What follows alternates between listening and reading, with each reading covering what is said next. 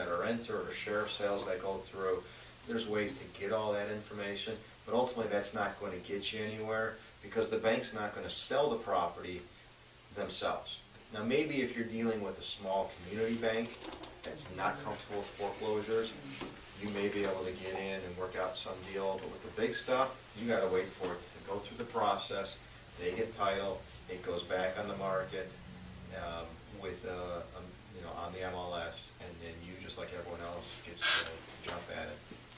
Now, one of the things that I noticed when I was looking at the MLS listings is the tax bills are all showing for 2009. When does that get updated? Because we know that the taxes have gone up, so that's not a realistic. Well, the 2010 taxes, the second installment just came out. Right. So there's a lag period in which people are updating that information. Right. That's all public record now. And 2010 second installment taxes are due on November 1st, so I assume after November 1st they're going to start to show up in the MLS. But those are easy to check. If you have a PIN number, you go to cookcountytreasurer.com. Well, that's the thing. Type in the PIN and then number. how do you get the, oh, you can get the PIN number off the MLS? Yeah, the MLS, No, you every can do a property has a search. PIN number. You can do a search and then And the on the address. search the address. Yeah. And if you don't have the Yeah, that's right. MLS, you can go to cookcountyassessor.com. Yeah. You can type in the address, Uh-huh. and Right. you get the PIN number. Right. Yeah. And then you take that, yeah, I know. Good. That's how I spend my days. All right. Anyone else? Anything? Any real estate related questions? Any law questions?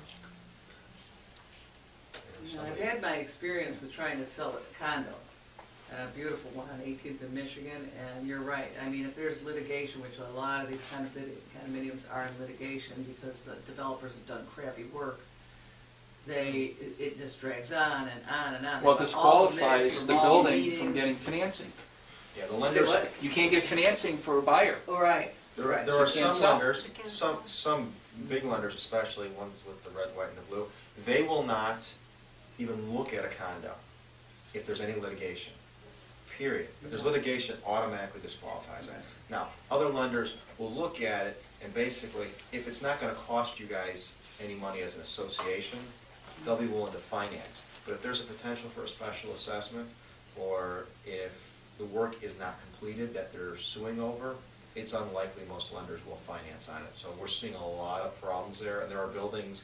I had someone call me this week, and they were telling me about a building they wanted to put an offer in on, and I said, I go, you paying cash? And he said, no. I said, forget it. I said, why? I said, because I just had a client try to buy there. We went through 5 lenders, and nobody will finance that building because of the litigation and the special assessment going on. So it is a problem, and that is something you guys should definitely be looking at when you guys are making offers as well. Find that stuff out up front. Yeah, because if there's a developer that hired separate subcontractors to do the work, and for whatever reason that developer isn't holding up to his end of the bargain, he maybe is not paying these guys, then those guys put a lien on that whole building. So all your condos have a lien again, you know, on them, and you can't get out of it. Or You can't- the subcontractor did improper work. Right. And so the developer gets sued, he That's- sues the subcontractor, Right. and now their insurance companies are involved. That's It gets shocking. complicated. Developers and subcontractors doing substandard work here in Chicago? I've never heard of such a thing. And anything new you don't want to buy. Yes. Anything I keep that's telling just people, been new built is not is better. New is not better, it's just untested. 5 years old. It's worse. It's worse. I'm a contractor, and it's worse. I'm putting in windows She's and the doors, reason. and buildings are only 5 years old. All these beautiful buildings you see all over Yeah. the place, glass block in them and everything. All that stuff has to be replaced. It's leaking. It's going between the walls. They're all doing shoddy work, and I mean, hack jobs. It's unbelievable. Mhm. So an older building is the best thing to look at. I haven't come across a new building yet that's been done well. Sad, very Yes. sad. Very All good. right. Oh, it's just- All right. Jonathan has his information. I'll give you some other handouts. And if you have any questions that you think of in the meantime, you can call Jonathan or myself or email us. Okay? Yeah. We're here to help. We want to make sure you're Please making the good decisions. take my brochures and my card. Yeah. Please grab some more donuts because I have to bring them home. And my kids will be happy and my wife not so much. Jonathan, thank you very much. Thanks, Bert. Appreciate you And coming. one in. last, One last Probably one. an impossible question to answer. Yeah, that was my favorite kind. In your experience on all these short sales, based on the listing price, what have you seen people settling on, maybe percentage-wise, for the final price? Just as a buyer, when you You're see right, that it- listing price, what can you It actually is an expect? it's an impossible question to answer. Is there a range? I can answer with the general, you're going to pay what the property is worth. I still think a short sale, you're going to get below market value. And again, my scenario was kind of an amalgamation of the worst of all. Sometimes it really is that bad. A lot of times it's bits and pieces of that. We also have had lenders that have approved everything. I've gotten short sales done and approved in 2 weeks, start to finish. It just, everything seems to go right. One lender?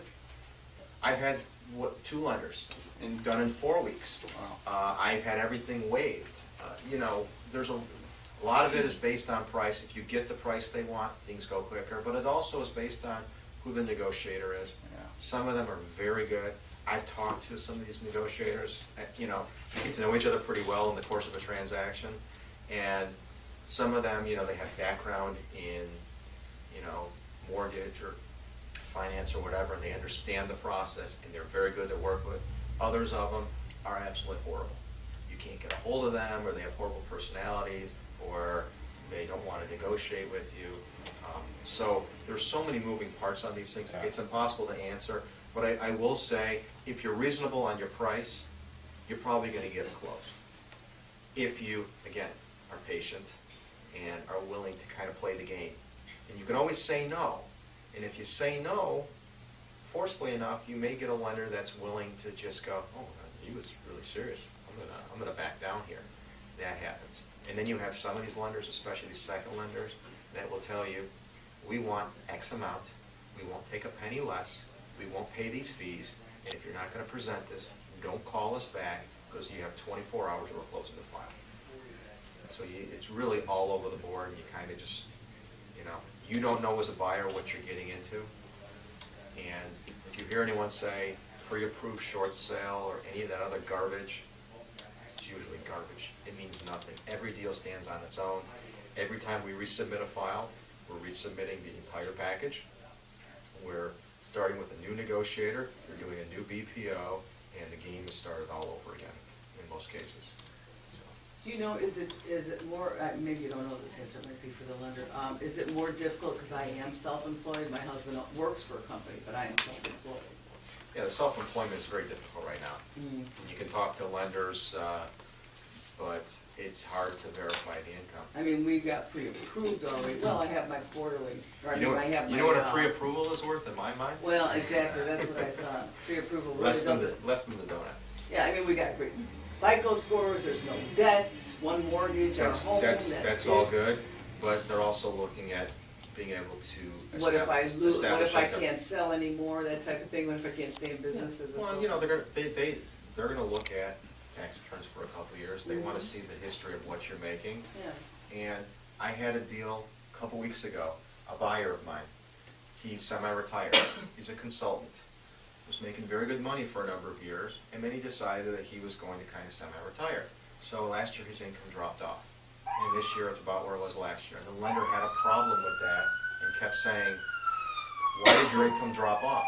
He goes, I'm 66 years old. I semi-retired. I'm self-employed. I was working, you know, I had all these clients, and I decided to get rid of half of them. My income went down. It took us 4 months to get the lender to approve it. So More difficult. with they're, something, as nuts as they are on short sales, they're just as bad on the buy side. So, right? all right. All right. Anything else? All right. Thanks, John. Thank you guys. I appreciate you guys coming down.